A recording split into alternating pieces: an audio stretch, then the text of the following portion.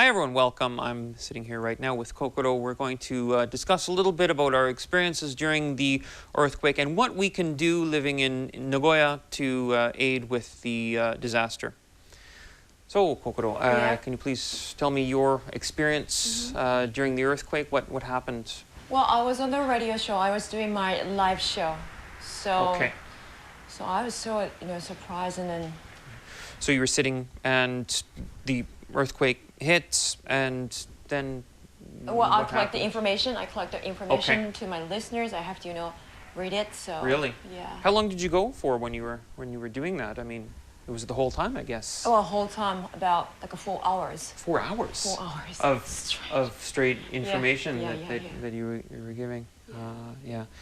Where were you at the time? Was it, could you see outside, or? I was in the building. I was on the 7th floor. Okay. So it was so scary. Really? So you could feel that shake quite a bit? Yeah. There? Like it's, yeah, I feel I'm like sick or something.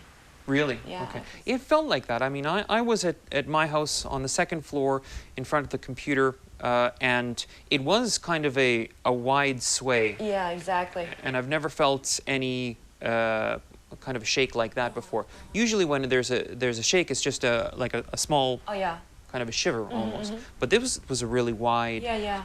So I went down to my 1st floor, went to the front door, opened it. I was thinking about going outside, but it wasn't so big that I had to go outside, so I decided to stay inside.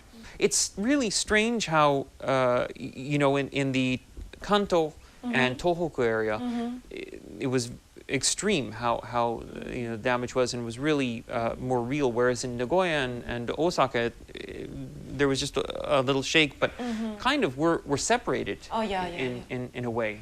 We know that it's the same country, there's a disaster that struck, but still we feel separated. But the question remains, what can we do? Exactly.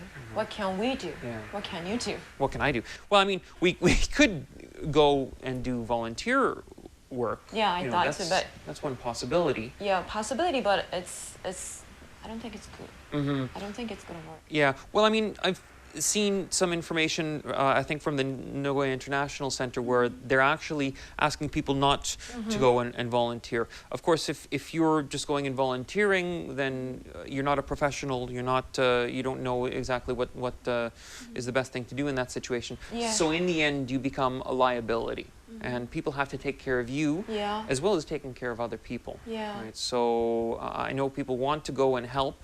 I had a friend a friend's friend in Germany who wanted to fly from Germany to Japan to help. But then you have the language barrier, you have the knowledge gap, and it's really a bad idea. I really think that it's important that people who do go are professionals. Yeah, it has to be a professional. Exactly. I think so too. People who know what they're doing in those situations, emergency workers, firemen as well.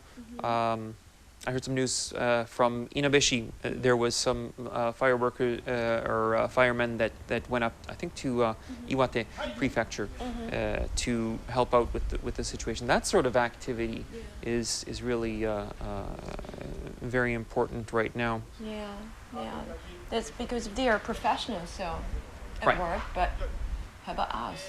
Maybe a translator or something? We could do translation, definitely. I mean, especially for us, we have experience doing that. But then again, unless we're requested to go, unless we're asked to go, to just go and say, hi, I'm here, I can help with translation, it's kind of, in an emergency situation, it's important to have things moving as smoothly as possible. So unless we're called, there's the best we can do is do work from here.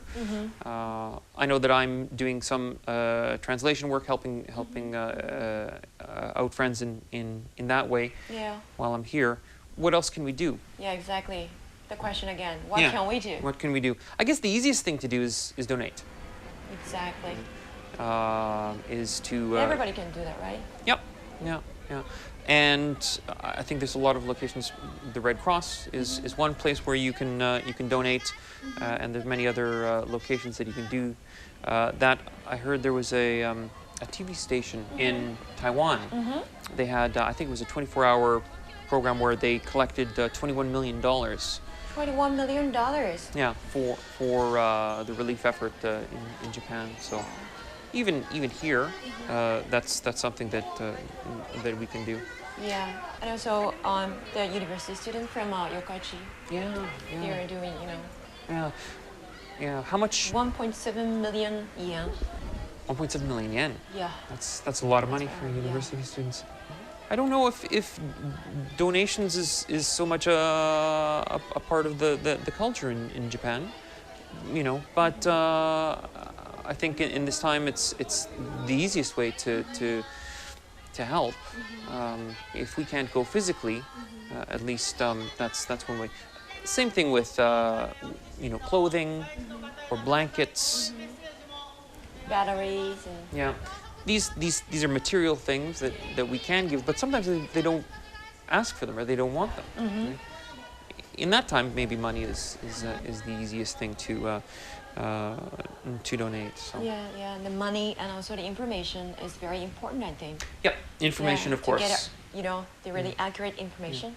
It's kind of hard to get information written in English and written in other languages I here think in so. Japan. Yeah, I think particularly for foreigners, it's kind of tough hard. to find that. Yeah. So. Yeah. Do you have any ideas? Do you know of any sites that you found? Sure. I have. I want to introduce this website. It is called Japan Earthquake: How to Protect Yourself. Okay. And they provide a basic guide in many languages, like 41 languages. Wow. Yeah. Okay. You can check out. What kind of information do they have on the page? Well, it said like how to evacuate, what to carry, and then other information, of course, and including NHK website. Okay, Yeah. so that's all listed. All 41 information about how to protect yourself. 41 languages. That's a lot of languages, and I think that's somewhere again, translation is something that's very important for foreigners living in Japan to be able to access that information. The translation of that information is something that we can do. I think, of course, the Nagoya International Center also has a lot of information, and they always have. I know that they have a lot of information on earthquake preparedness. We can't really prepare for an earthquake like this of such magnitude, but at least having an idea, have that in mind, what you can and should do in time of an earthquake is important. Yeah, so if you look at the Nagoya International Center website, you can get all the information. And if you go there, and then you can also get more information about what we can do. Yeah. Thanks for watching, everyone.